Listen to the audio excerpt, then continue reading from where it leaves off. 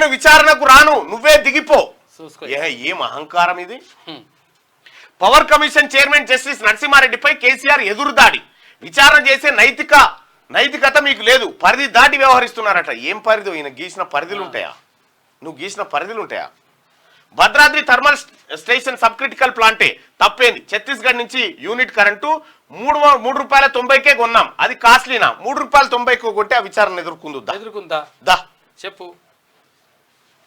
యాదాద్రి ప్లాంటుకు 2015లో భూమి పూజ చేశాం, కానీ కరోనా వల్ల లేట్ అయింది. దానికే మీరు టైంకు పూర్తి కాలేదన్నట్టు.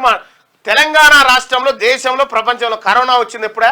2020లో. ఈయన ప్రారంభించింది ఎప్పుడు? 2015లో, 5 ఏళ్ల ముందు. కరోనా ఎట్లా ఆపిందా? 5 ఏళ్ల ముంగట్నే చూసుకో. గత ప్రభుత్వాన్ని బదనాం చేసేలా మీ తీరు ఉంది. మీ ఎంక్వైరీ చట్టవిరుద్ధం, స్వచ్ఛందంగా బాధ్యతల నుంచి తప్పుకోవాలని ఈయన డిమాండ్ చేస్తా ఉన్నాడు. గత బీఆర్ఎస్ హయాంలో జరిగిన విద్యుత్ కొనుగోలు అక్రమాలపై విచారణ జరుపుతున్న జస్టిస్ నరసింహారెడ్డి జ్యుడిషియల్ కమిషన్ పై మాజీ సీఎం బీఆర్ఎస్ చీఫ్ కేసీఆర్ ఎదురుదాడికి దిగారు. వచ్చి వివరణ ఇవ్వాలని కమిషన్ చైర్మన్ ఆదేశిస్తే విచారణకు తాను రానని, మీరే కమిషన్ చైర్మన్ పదవి నుంచి దిగిపోవాలంటూ ఆయన శనివారం 12 పేజీల సుదీర్ఘ లేఖ రాశారు. తాను కరెంటు కొనుడు తప్పు కాదని, దానిపై ఎంక్వైరీ చేయడమే తప్పు అన్నట్లుగా అందులో ప్రస్తావించారు. తమ ప్రభుత్వ హయాంలో జరిగిన విద్యుత్ కొనుగోలు, పవర్ ప్రాజెక్టుల నిర్మాణంలో అవకతవకలేమీ జరగలేదని, ఈ అంశంపై ఎంక్వైరీలు చేయడం. ఇగో గిడ చూడరా, Bhadradri thermal station sub critical ప్లాంటే తప్పేంది అంటుండు. సబ్ క్రిటికల్ ప్లాంట్ మిషనరీని ప్రపంచంలో ఏ దేశం కూడా వాడతలేదు, అది వయబిలిటీ కాదని వదిలిపెట్టినాయి. కేవలం ఇండియా బుల్స్ అనేటువంటి కంపెనీ దగ్గర కమిషన్లు కొట్టడానికి కేసీఆర్ ఆడినటువంటి డ్రామా. ఈ అంశంపై ఎంక్వైరీలు చేయడం చట్టవిరుద్ధమని కేసీఆర్ పేర్కొన్నారు. ఎంక్వైరీ పూర్తి కాకముందుకే తప్పు జరిగినట్టుగా enquiry commission chairman justice Narasimha Reddy మాట్లాడుతున్నారని, పరిధి దాటి వ్యవహరిస్తున్నారని ఆయన ఆరోపించారు. ఇలాంటి పరిస్థితిలో ఎంక్వైరీ కమిషన్ ముందు హాజరై తన వాదన వినిపించినా ప్రయోజనం ఉండదని తెలిపారు. ఎంక్వైరీ చేసే నైతికతను జస్టిస్ నరసింహారెడ్డి కోల్పోయారని కేసీఆర్ దుయ్యబట్టారు. అసాధారణ నిర్ణయాలు తీసుకున్నాం, అసాధారణ నిర్ణయాలట. తెలంగాణ రాష్ట్రం ఏర్పడ్డప్పుడు 5,000 మెగావాట్ల విద్యుత్ కొరత ఉందని, నాటి అసాధారణ పరిస్థితిలో తమ ప్రభుత్వం అసాధారణ నిర్ణయాలు తీసుకోవాల్సి వచ్చిందని కేసీఆర్ తన లేఖలో పేర్కొన్నారు. విద్యుత్ కొనుగోళ్లకు, విద్యుత్ ప్లాంట్ నిర్మాణాలకు అన్ని అనుమతులు తీసుకున్నామని చెప్పారు.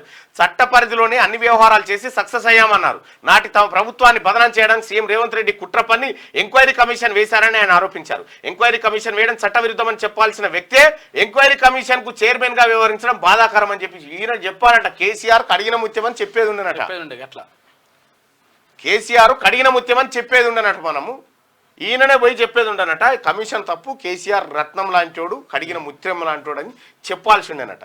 సిగ్గు లేకుండా కమిషన్ ముంగట ఎంక్వైరీకి హాజరు కాకుండా కేవలం ఎటుపోయినాయి రా బాబు 12,500 కోట్లు అంటే నేను చెప్పా అంటుండు. ఎటుపోయినాయి? ఎవడు కట్టాలి పైసలు? తెలంగాణ ప్రభుత్వ ఖజానా లూటీ చేసినటువంటి దొంగ ముఠ ఇవాళ తెలంగాణ రాష్ట్రంని పట్టి పీడిస్తున్నటువంటి ప్రతి సమస్యకు కారణం కేసీఆర్ కాదా? రాడట. ఫస్ట్ చేయాల్సింది ఏంటంటే నేనే కంప్లైంట్ చేస్తా, ఇవాళ కేసీఆర్ ఫామ్ హౌస్ లో ఉన్న పంపు సెట్లు ఎన్ని, అక్రమ విద్యుత్ వినియోగం ఎంత, సపరేట్ లైన్ ఆయన కేసీఆర్ ఫామ్ హౌస్ కి ఎట్లా గుంజిర్రు, ఇదంతా ఎంక్వైరీ జరగాల్సిందే, ఎంక్వైరీలో తేలాల్సినటువంటి అంశమే.